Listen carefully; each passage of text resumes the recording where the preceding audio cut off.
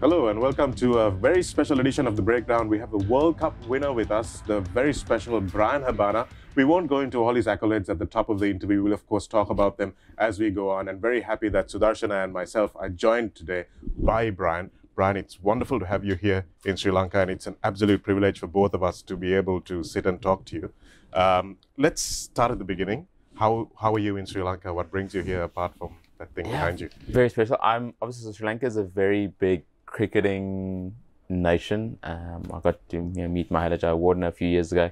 So if you don't mind, I'm going to change the breakdown to the SS breakdown. So like a SS turbo cricket bat. So love it to me, the two S's within the Colombo environment.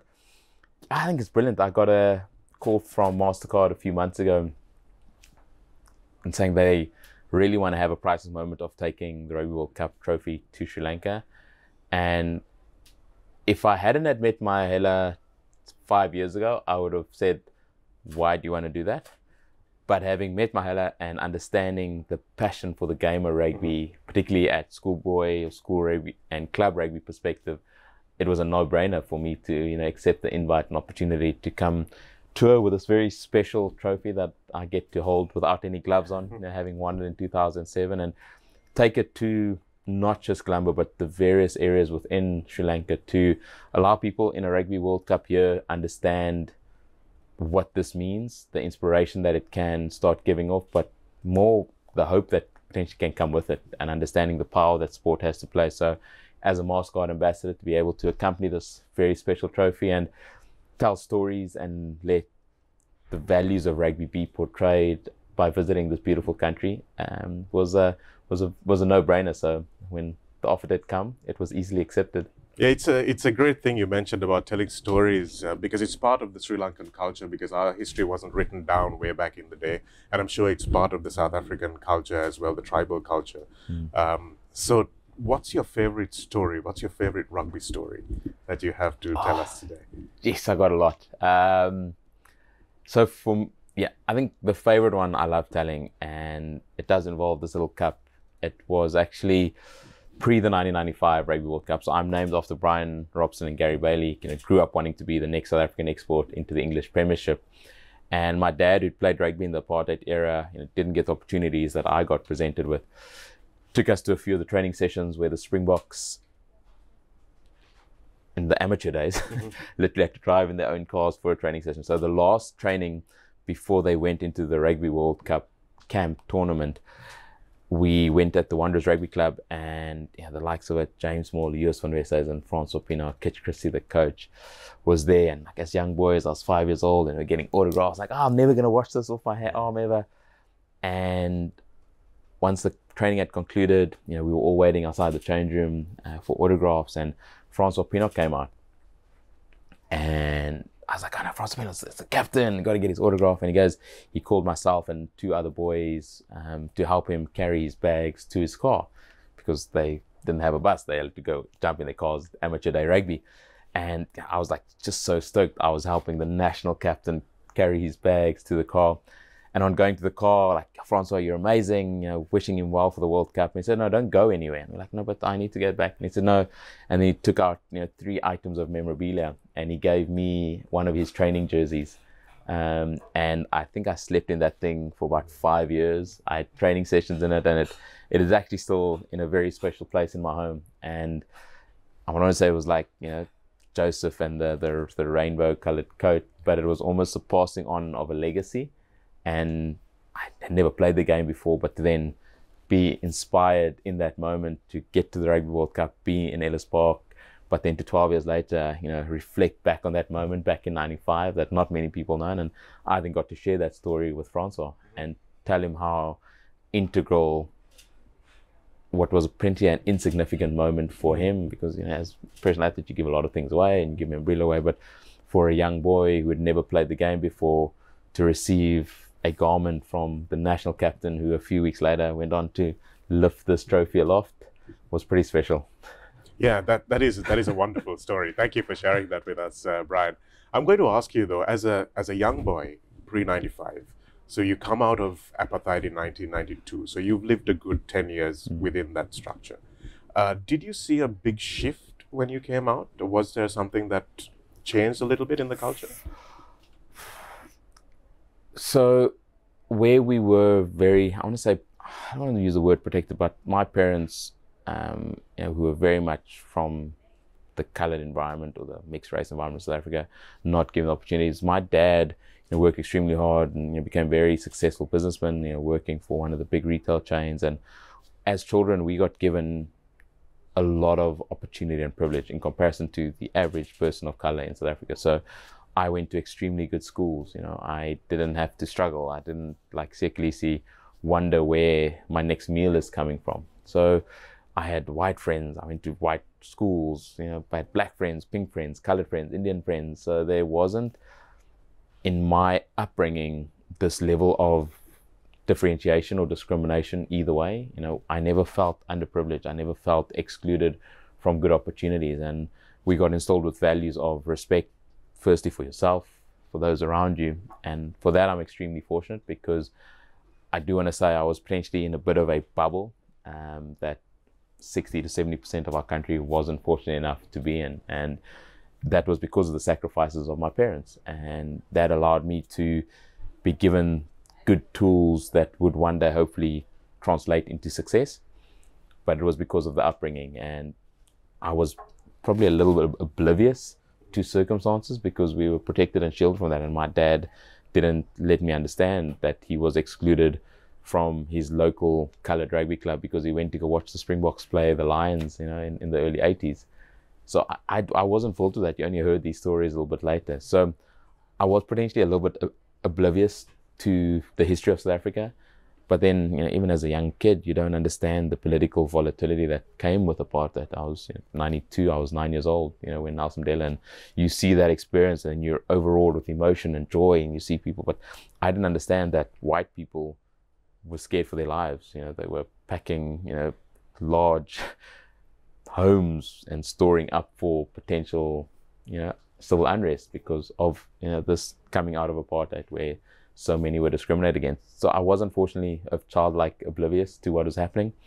But then 94 happened, with our first democratic elections. 92 happened when we got re-entered into the global sporting front, and South Africa played in a Cricket World Cup, and that John T. Rhodes dive, is etched in so many people's memories. And we then got to vote for our favorite, cricket player. And then 95 happened, and I think for a lot of us, I only understand it now, rugby was seen as an impressionistic sport by 60% of our population.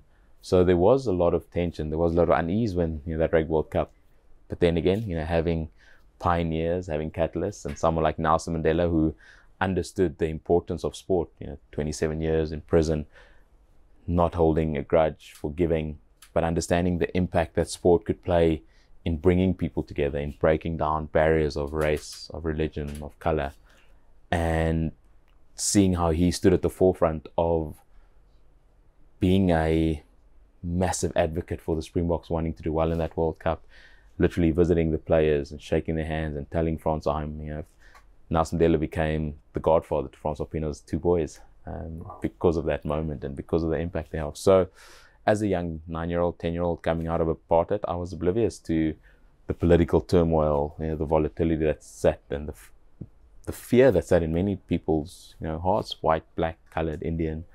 But that 95 experience, the culmination of Nelson Mandela forgiving, Nelson Mandela understanding the important role that sport had to play, and rugby in particular, that was predominantly seen as a white sport, but having heroes like Chester Williams, go on and score 4 tries against Samoa, being the guy tackling Jonah Lomu.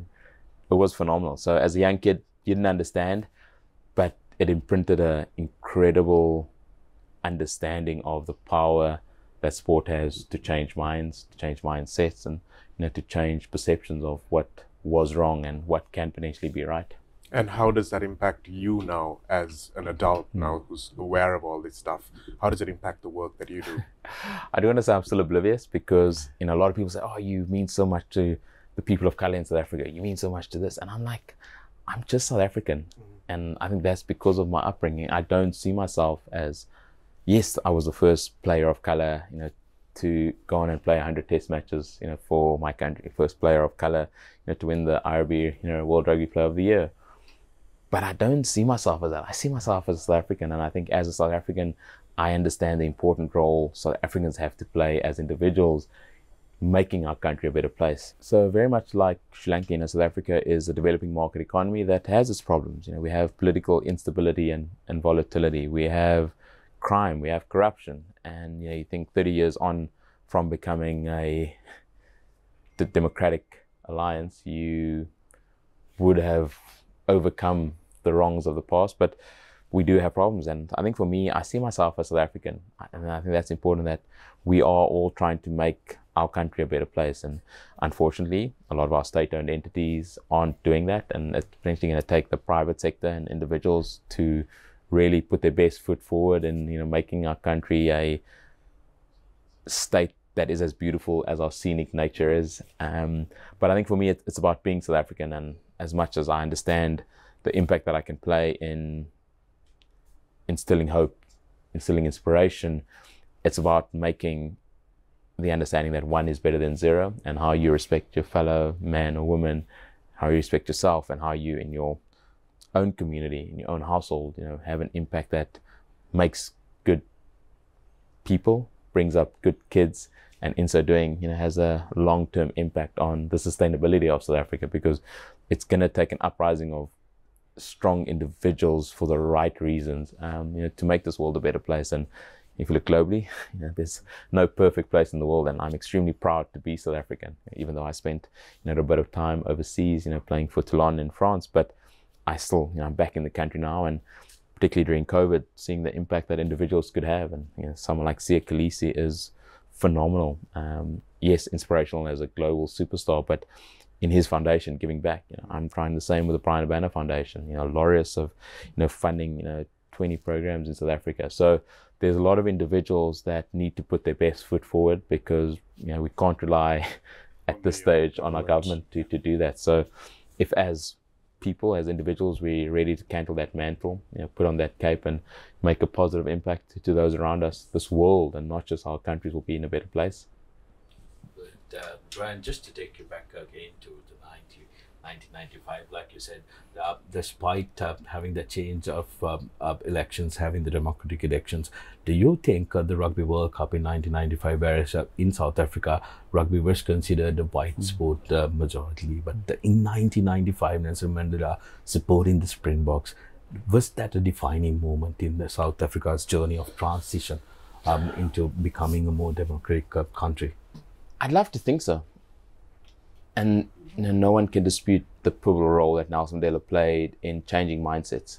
And I was fortunate enough to be one of the 60,000 in Ellis Park that day on the 24th of June when the Springboks won that trophy, and being there and seeing the airplane fly over, seeing Nelson Mandela walk out, and white people chanting Nelson, Nelson. I mean, that would have never happened 15 years prior. And that did start a catalyst. I think having experienced the joy of winning a World Cup and seeing the impact that it has in instilling inspiration, bringing about hope, I think unfortunately sometimes those moments of extreme highs within sport, of winning a World Cup, taking it back, doesn't unfortunately turn into political stability.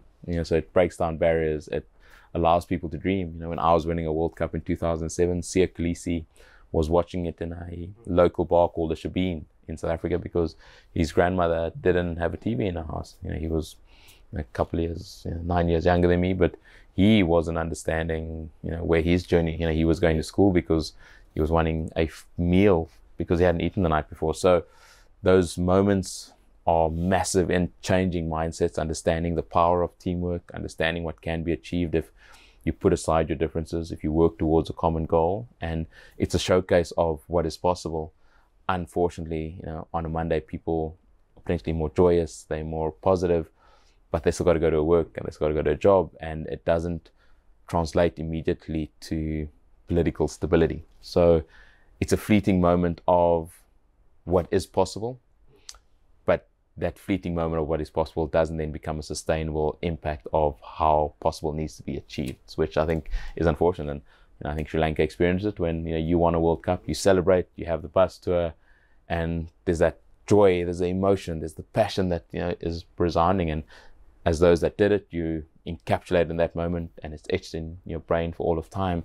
But that doesn't translate to the average person that needs to go to work the next day, an economy that's struggling or volatile. So we saw 95 was incredible. 96 South Africa winning the Africa Cup of Nations. The likes of a Neil Tovey, a Mark Williams was phenomenal. It was Mark Fish. It was just incredible. We saw the same in the 2010 Soccer World Cup in Bafana, and then I was fortunate enough to be in Yokohama Stadium in 2019, and there were a few experiences in that World Cup. The last pool stage after Typhoon Hagibis, where Japan played against Scotland, and that took me back to that moment back in '95. But then I got to witness Siya Kolisi become the first Black African to not only captain his country, but then lift this very special trophy aloft. And that cataclysmic was much bigger than, in my opinion, 95 and 2007, purely because it was the most transformative team South Africa had ever had on a rugby field. You had Makazole Mapimpi, who became the first ever player to score a try for South Africa in the final, which maybe doesn't say a lot about me. But then you had the likes of Lucanio Ches and Colby, who again became the second player to score a try in a Rugby World Cup final. You had Bongi Mbonambi. So you had these names that resonated with 60 to 70% of our population. When I was there in 95, it was only Chester Williams. When I was on the field in 07, it was myself and JP Peterson on the field. So from 1 to 2 to like 9, that massive 15, shift. There was one game. Yeah, there was 15. 15. So to go from 1 in 95 to what we saw in that final in 2019 was absolutely phenomenal. You had 7 on the field, which was scary, in comparison to what we'd seen before. So does it automatically translate to the economic upliftment of a country? Potentially for a fleeting moment in time, but the sustainability then needs to become infrastructurally more sound, for global economic growth, in my opinion. Brilliant. And it's very interesting, something that you just mentioned. Now, when you look at the Proteas, the South African cricket team, there is a quota system that is in place, forced upon them. So that when you take the composition of the side, sometimes that could be a little problematic. Whereas the Springboks, they do not have a specific quota system for that, do they? So there is a transformation charter in place by our sporting ministry. So it's maybe not sound, or maybe not well known to everybody, but there definitely is a transformation charter in place. And I think the difficulty, I get asked quite a bit, why transformation, why quotas, why this? And I'm like, okay, well, where do you want to start? Do you want to go back 40 years? And it's just this process of, do we go back 40 years? Do we change the past? You unfortunately can't change the past. You can try put things in place that will change the outlook of the future. But when you have a population of 60 to 70% within South Africa that isn't situated in a developed or a rural environment, to take someone like a Siya Kolisi out of Zwede in the Eastern Cape and putting him to grade PE, firstly costs money. It costs a support system, who's sustaining that financially. So if it wasn't for, the person that identified Siya and 2 other boys within his community and took them to grey, funded that, supported his family, Siya Kolisi wouldn't be where he is today. And that's unfortunately the problem. So how far do we go back in trying to change mindsets? And I get asked, but surely the quota system is not the right thing because it's bad for players of color and those that.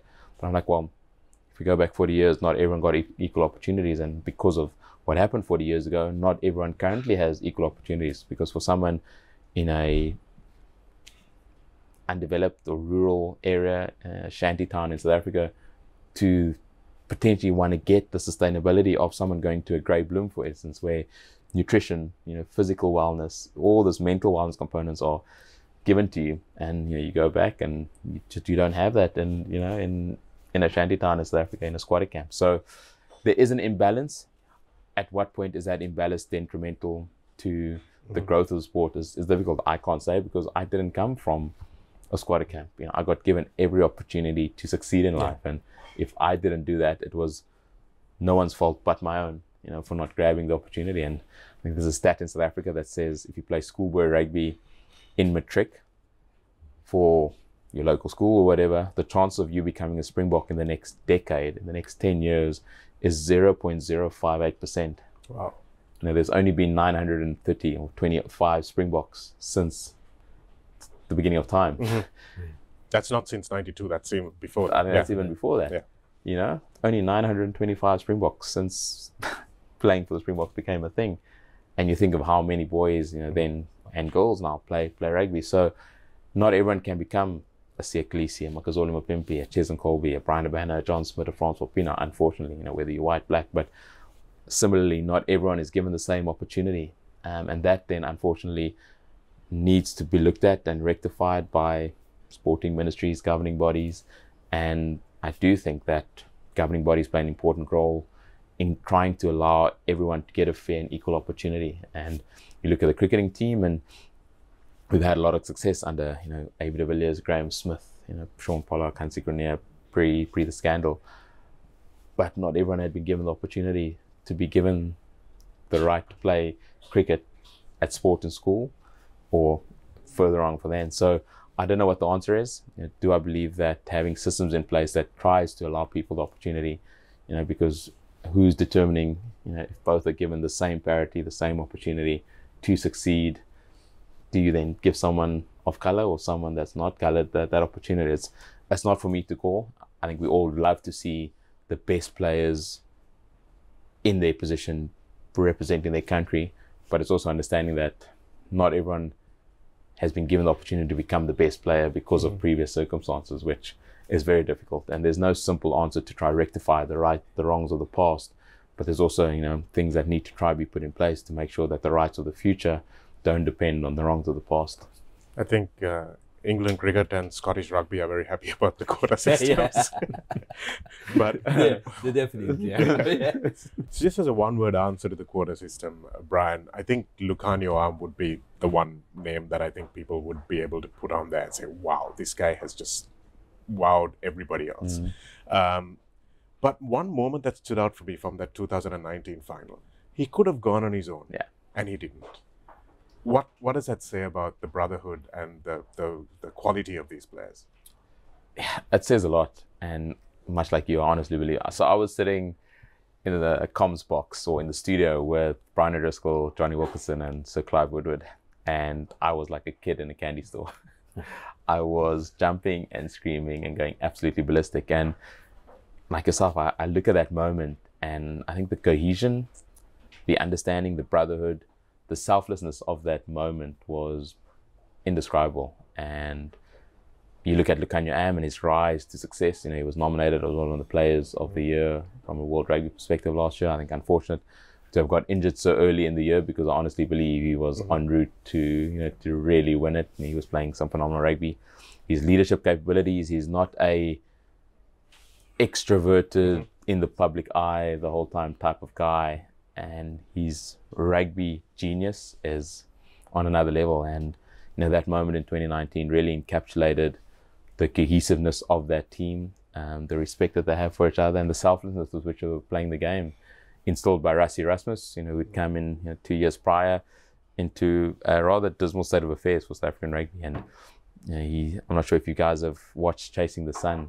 There's a beautiful moment where Rassie talks about handing the jerseys out, and on the numbers of the jerseys, their family members were posted, and Makazole Mapimpi had only a picture of himself in his number 11. And apparently, hearsay is that there was a lot of jokes made on handing the jersey. And then Rassie said, "But Makazole, why your face? Where's your family and friends?" And he said, "I have no one."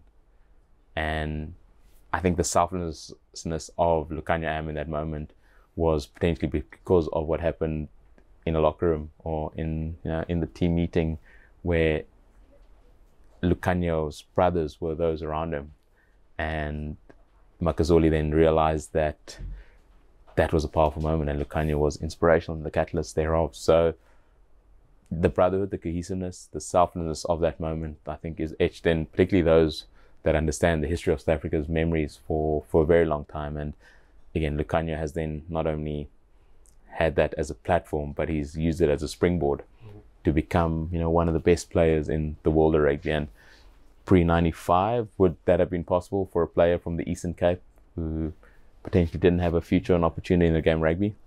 It's not for me to say, but he was identified, given the correct nurturing, and grabbed the opportunity, because I think a lot of players of colour potentially get given that opportunity, but they don't grab it with both hands. Someone like Damien Willemse, Johan Rupert's daughter Caroline put him into Peiris. They went through a phenomenal era, and he's now this young superstar that is being taken on the wing by the likes of Lukanya, Makazoli, Sia Kolisi, and being given the opportunity to flourish. So it takes people and individuals to be that catalyst of support, whether it be emotionally, financially, or physically, but then allow them to then, when the opportunity gets presented to them, to actually grab that opportunity with both hands. And that moment of Lukanya, is really echoes what the potential is when given an appropriate chance to succeed. Now, we've really drilled into some of the issues relating to the political stability of South Africa, but I think now it's time for us to try and drill into this absolute champion, Shanaka. Now, you started off as a 7th specialist with your speed, with your knack for scoring tries, and then you transitioned into a 15th player, making your debut in the Currie Cup. At 21 years old, you made your debut at Twickenham against England. How was that moment? Because being a young kid, wearing the Springbok jersey, walking out to Twickenham, home of rugby, how was that moment? He's an England fan who didn't. Yeah, a little fan moment. Easily the best moment of my career, without a doubt. And I look back to being in that stadium on the 24th of June, 1995, being inspired to pick up the game of rugby. My first ever game was for the under-14 G side at King Edward. It was like A, B, C, D, E, F, G, 7th. I was a little tiny, puny scrum half. And yes, you're instilled with a dream and an inspiration to one day do the same. And I gave you the stat of how few people actually then go on to do it. I started off playing for the Golden Lions. Junior, I didn't even play like the top level schoolboy rugby. So I played in the B side for Craven Week, which is our local, open age group level competition. Didn't play SA schools, didn't play SA under 19. My first opportunity came to play SA under 21s in 2004. Before that, I played a little bit of Vodacom Cup, and then got an opportunity to play 7s. First tournaments in Wellington and Los Angeles back in 2004. Played Vodacom Cup, played SA under 21s, and had never played Super Rugby before. Played a couple of games of Currie Cup, and then Jake White calls me up to participate in the home leg of the Tri-Nations back in 2004, where Maurice Joubert scored 3 tries against the All Blacks. South Africa won on against Australia in Durban the following week. And as a young boy, there's a tradition in South African rugby where if you haven't got capped yet and made your debut, you have to wear your blazer over your shoulder. So I'm sort of there with my white shirt, carrying my blazer on my shoulder, just like a kid in an amusement park, just absolutely enthralled by being in an environment of my heroes, the Brayton Paulses of the world, the Percy Montgomerys, the Osteorans, and then got selected to go on the end of year tour in 2004. Maurice Joubert and Devet Barry as a centre pairing were phenomenal in 2004. And me being centre at that stage, it was pretty tough to knock the door down, but I'd never played Super Rugby before. So there was this educating moment of Jake White letting me sort of stand in line with likes of Percy Montgomery, Brayton, Morris, and learning the ropes, learning what it takes to be a Springbok, and not being in the first game against Wales, and then missing out on the second game against Ireland, where we then lost the opportunity to win a Grand Slam by a very untowards quick tap by Ronan Nagara when John Smith had been told that he can speak to his team quickly, but to then get selected on the bench, and it's funny how things work out, but I'd flown my family over for the England game just because it was at Twickenham, the home of rugby. So I didn't even think I'd be playing. I was like, oh, I'm probably going to be 5 weeks on the holding the tackle bags for this tour.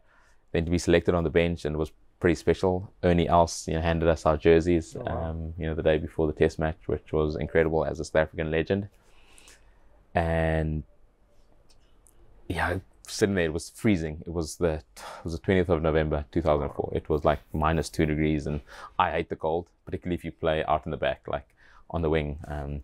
But then getting on the field, scoring a try with my first touch of the ball in international rugby against the then world champions England at the home of rugby was a fairy tale start. I think it could have only been bettered if we'd actually won that day. We got absolutely pulverized. I think the final score was like 32-16. It was horrible. But that moment stood out as the best moment in my career for many reasons. I think firstly, finally getting to the realization of a dream was phenomenal. Having my family in the crowd as well. But as much as the privilege and honor of experiencing that moment was at its highest, it then opened up a new level of tasting what that tastes like and never wanting to let it go, because then understanding the responsibility that you have in representing yourself, representing the family that supported you, representing South Africa as a country becomes irrevocable. Understanding the accountability that rests on your shoulders, and then for me in wanting to say that I don't just want to do this one time, I want to be 10, 20, 50, I potentially want to become the first player of color to do it 100 times. So that moment was by far the best moment, because it made me understand all the hard work, all the sacrifice that I'd put in to get there, those that had supported me, those that had also sacrificed, the coaches, the family. But then it made me understand what I want to achieve as a person, and understanding that a very few actually get to do it, and even less get to do it for a long period of time. So it was a pretty special moment etched in my memory, and doing it in the manner in which it was done was pretty special. So 2007, you won your first World Cup, the first one you went to. How did that feel? Was it surreal? It was surreal. And I think there are a fluttering ray of emotions that always happens, when you win championships. Mostly, I don't want to say for everyone out there, but the first moment is relief. And there's this epic photo captured where John Smith falls on his knees, and the first person that, when the final whistle went, that was as close to him was Alan Roland, the referee of that final. And it is just relief, because you've put in so much sacrifice, you, your family, your spouse, your partner, like your dedication, it all culminates in that moment. And in a World Cup period where you have to be at your best for 5 of the 7 games, because sometimes you potentially don't play 1 or 2 games, but you have to be at your best for that 8-week period, and there's an encompassing amount of media, family, and like there's just this pressure, and the pressure has been on for 4 years, but in that 8-week period the pressure is intensely on you. And like building up to the final, I'll never forget that last press conference. I felt like a deer in headlights. Like there was just an incredible room full of journalists, press, media, lights flashing, cameras going, and like all you want to do is prepare for the game the next day. Then we had our president, Thabo Mbeki, come in the next morning before the game to wish the team well, and like it's just that moment when the final whistle goes and everything culminates, and you just almost having this huge sigh of relief, like that the pressure is now off. And I think that's the relief for me was the first emotion. Then it was running off to try find a match ball, and then going back to join my team to celebrate. And the bonds that are created through victory, the bonds that are created through moments that can never be taken away from you. And for us, the brotherhood that was formed in that 4-year journey in getting to that point of winning a World Cup was absolutely brilliant. And we're still on a WhatsApp group together. We're still supporting, having coffees, having lunches, meeting up with each other. And yeah, that 2007 relief, but then being able to go back, and we were the first Springbok team to win the World Cup outside of South African shores, and we were fairly removed from, there wasn't an immense amount of emails, there was only Facebook, there was no Twitter, Instagram, Snapchat, there wasn't these social media platforms, so we were very far removed. And we had our liaison and PR lady, Anne Lee Murray, had to actually print out all the faxes and emails that she was getting and put it on the wall, because it wasn't displayable anywhere else. And it's only on going back to South Africa and just seeing the impact that it had. I mean, for me, I was one of those kids on the streets in Johannesburg with a trophy parade and waving at my heroes, and I was being inspired. But then for us to go back and arrive at OR Tambo International and just, I think there were 20,000-30,000 people on arrival back to South Africa. Then you go on the parade and you just see, in the Eastern Cape, we had kids under 10 years old running, half kilometer barefoot behind the bus to get a glimpse of the trophy, get a glimpse of that heroes, but get a glimpse of inspiration and hope, which was incredible. And then go to Cape Town and Newlands, DHL Newlands, and just overawed by the amount of people. And we then understood that impact that I, as a young boy, got to experience, and how that was a watershed moment in my life, and to then see how that became a catalyst for change in the likes of Siya Kolisi, was pretty special. The next two weren't that great. Australia in the quarters in 2011, and then that amazing game, the semi-final, where even Dwayne's little backflip didn't do the job. How did you feel in those two encounters, Bryan? After winning the first one, it must have been a different experience. Yeah, and we went into both, full belief that we could really go on and win it. And I think 2011, we'd had a phenomenal 2009 under Peter de Villiers, where we'd won the British and Irish Lions, we'd won the Tri Nations, beaten New Zealand 3 times in a calendar year, which is sort of first time ever.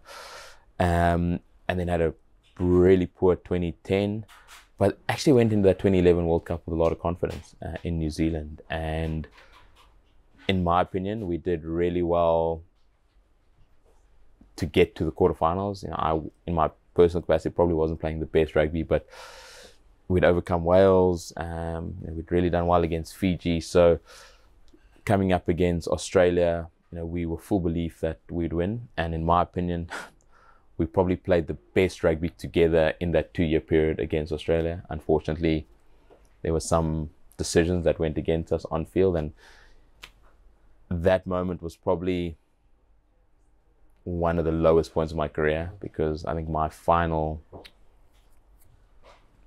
involvement in that game was kicking the ball, and it was a turnover, and then I got substituted after that. And I'd really thought that was the last time I'd ever play in the Springbok jersey again. And the disarray that I felt, the heartache that I felt walking off that field, thinking that this was now the last time I'd ever represent South Africa, was pretty rife. Fortunately enough, Shanaka Meyer became the coach, and having experienced the success of the Bulls while he was there, I raised my standard of play and was involved for that next cycle, which was phenomenal. So, and then moving on to 2015, again being included under Shanaka, and we really full belief that guys like Victor had come back, Peiris had come back, Jean de Villiers was inspirational captain, and we're in full confidence that we would then go on and do something great. And then probably involved in the biggest upset in sporting history, potentially, in my opinion, losing to Japan in that very first game, which was disastrous. I think, I've had many lows in my career. That was as low as one could possibly come. It's always being on the other side is difficult, because we didn't understand what that meant for Japan as a country, the growth of the game there. But it was extreme low, and I just wanted to put my head in a hole and not be seen. And Shanaka Meyer actually said, well, we can let this define us, or we can go on and do something great. And you spoke about Dwayne's back pass against Wales in the quarterfinal, which was phenomenal. And then we came up against the favourites in New Zealand in the semi-final, and we'd really put New Zealand to the test in that 4-year cycle.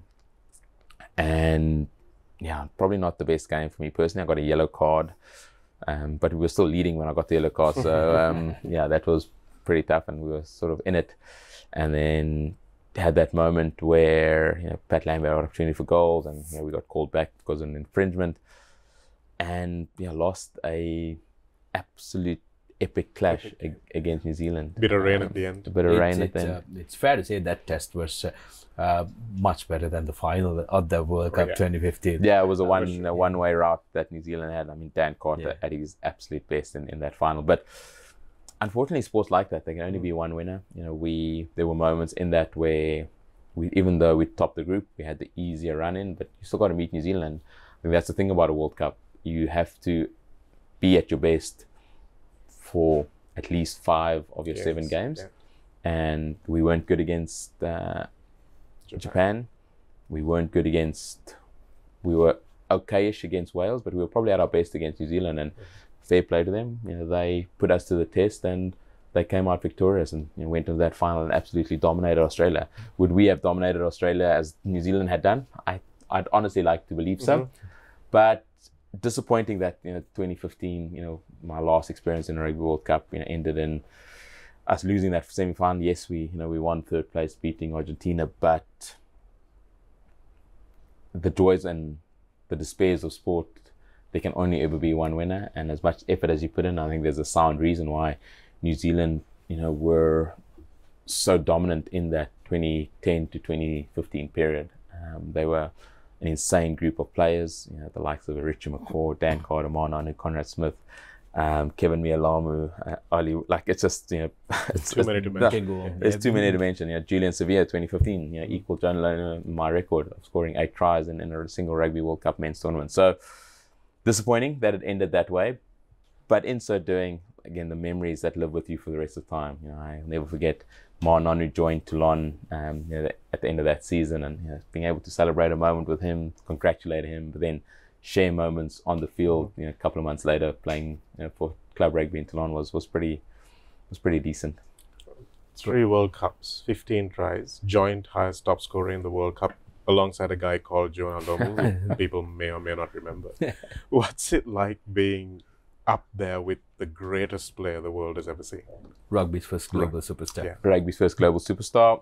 Yeah, like so, when I actually scored my 15th try, and when it took Jonah 2 World Cups, it took me 3, which already should probably state, you know, how massive he was. And technically, we're only the joint highest try scorers of the men's Rugby World Cup, because Portia Woodman has scored 21 tries in Rugby World Cup, so we don't have that global ranking. But when I scored the 15th try, and I actually missed an opportunity to break Jonah's record against America, the USA, Willie LaRue put a little grabber through, and literally 2 meters from the line, all I had to do was scoop the ball up and dive over, and the little bucket that I had went straight through, knock on, and I never got an opportunity against Argentina to score. And in the post-match interviews, you know, everyone's, oh, you've equaled Jonah's record, and you could have broken it. And I actually said that it's actually deserving that Jonah's record stands for a little bit longer. What he gave the game of rugby, in my opinion, I think very few would ever be able to do in rugby globally anymore. He was a phenomenal athlete, the humility with which he played the game, but how he changed mindsets about how a wing should function or be, but just his human being as a person was phenomenal. You know, I got to meet him in France in 2007. I think he was actually in the crowd in 2015, just before that. And I actually said it's great that Jonah's name, you know, stays in the annals of records for, you know, another 4-year cycle, and now it's, you know, for another 8-year cycle, because no one's broken that yet. So, an incredible human being that gave the game of rugby a platform that made it a sport that everyone fell in love with, and the manner in which he did it in '95, I can't see that ever happening again. So grateful that I'm mentioned in the same breath, purely from a try scoring perspective, but I don't think anyone can be, you know, mentioned in the same breath as Jonah Lomu, because of what he gave the game, and, you know, what status he then had in not only rugby but sport globally. Now, Bryan, you were the IRB Player of the Year in 2007, and you receive the highest honor a South African can get, Order of Icomanga. Now, after you received that, coming on to the next World Cups, being a professional athlete, what kind of pressure did that have on you? Because come 2007, or when you made your debut, there was not much expectation on you. You were largely unknown quantity to a lot of South Africans. But then, from 2007 on, you had that marker on you. Was that a big pressure on you? It's a pressure I loved, and I think that's probably the biggest pressure for me that I had on myself. It wasn't the expectation of the public. It's the expectation that I had on myself to make a contribution to the team that I was involved in. Did I always get it right? Definitely not. I think there were many moments in my career where we were at our lowest. You know, a year out from the 2007 World Cup, we lost 49-0 against Australia in Brisbane. You know, no one expected us to go on. You know, Jake White was going to be sacked as a coach. John Smith was going to be removed as the captain. 2008, Peter de Villiers, who was, you know, my under-21 South African rugby coach, again had a tough start. 2009, we just went from just you know, scraping the barrel to beating New Zealand twice in 2 consecutive years, winning 3 times a row against New Zealand. 2011, not great, and, you know, there were various. 2016, you know, my last ever game for the Springboks was in South Africa's first ever loss against Italy. So there were many lows, but one looks at the lows, and I think for me the pressure I put on myself to succeed, and I think it was having a mentality of never thinking that you're number one, but almost training like you're number two. that Kaizen principle of continuous improvement, and you had to adapt, you had to change, you had to pivot, because to your point, people expected you to be in that place, and if you're going to not change, then you would not be able to be successful or productive in that environment. So doing things differently, working mentally, physically in different methods to try, yes, still have the basics as integrally important cogs in your armory, but making sure that you are doing things differently that allowed you to attack space differently or chase differently or do things, particularly the older you get, the more recognizable, the more defensible you became, that you're doing things uniquely different, to keep you there. And that pressure that I put on myself was extremely important. Yes, there was always the expectation, when Bryan Habana touched the ball, something needs to happen, but it was me wanting to make a contribution, and sometimes it, in the latter part of my career, became an opportunity where I was a decoy or a dummy, because, if I was a decoy or a dummy, it was opening up space for someone else. So it wasn't always about me, but it was about the impact and contribution you were having in the team success, because as an individual, there is individual brilliance, but it's more importantly to contribute to the global success of the greater good, because an individual doesn't win games, a team win games, and you need to play your role and understand your role within that. And later on, becoming a leader, becoming, someone that needed to look at influencing the younger generation. So you just couldn't worry about yourself. You needed to take certain people under your wing. You needed to improve and allow people to understand, like Percy Montgomery did with me. So it's an ever-changing landscape and dynamic. But for me, it was about putting the pressure on myself to succeed. You mentioned about the many lows you had during the game, and also we know about your absolute brilliant successes. Being a professional sports person, being a professional rugby, right? It's a given that you have to look at your physical fitness, but mental fitness and mental health is something that goes unnoticed by many. How do you manage that, and what was the support that you received to be mentally fit and mentally be in that moment to handle that support? Oh man, I think mental wellness has become such an important topic of conversation. It really wasn't there in the early days of my playing career. You almost thought that speaking about the mental wellness that you were going through, or speaking about any form of impact that the mental instability of what you could do would impact you, could potentially be seen as a weakness by your fellow teammates and your fellow opposition. So I think it's an incredibly important role currently being played in the game, not just of rugby, of all sports and life in general. Mental wellness is something that the science is learning a lot more about, and is doing things appropriately to try and make people understand themselves better, understanding that it is okay to not be okay. And in my opinion, in a very testosterone-filled environment, not potentially seeing it as a weakness, but potentially using it as a positive, to be better, to understand your own well-being, and in so doing, knowing that the physical and mental component harmoniously together, provides for much more success, which I think is really important. And it's great to see that people can talk more openly about it, that people can really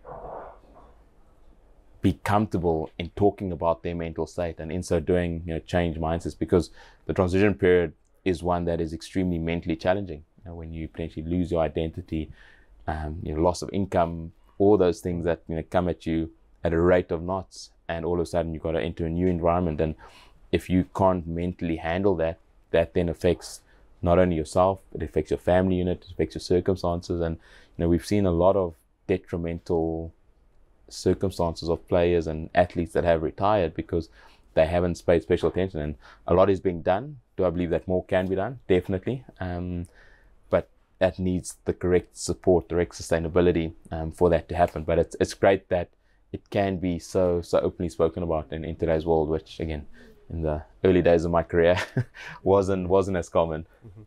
Bryan, I think we have to let you go. We'll be able to talk to you for hours otherwise. Very quickly, toughest opponent?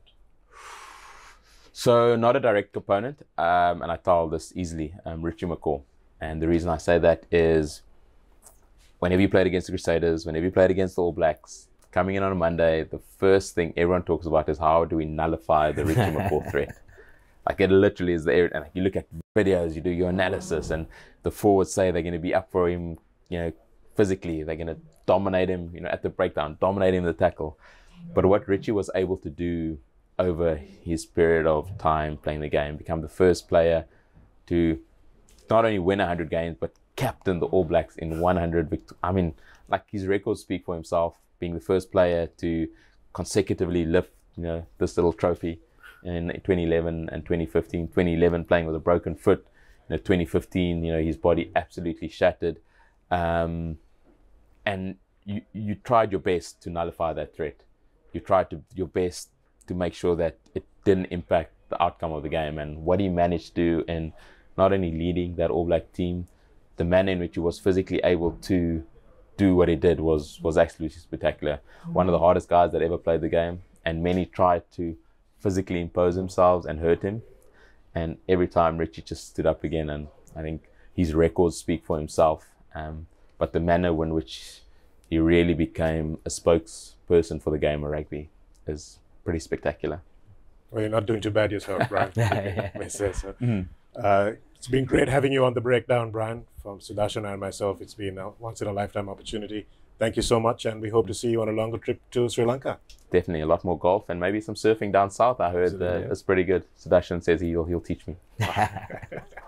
He's got the hair for sure. Thanks, gentlemen. It was brilliant to be on the SS Breakdown. Thank you very much. New name. I'll copyright that a bit later.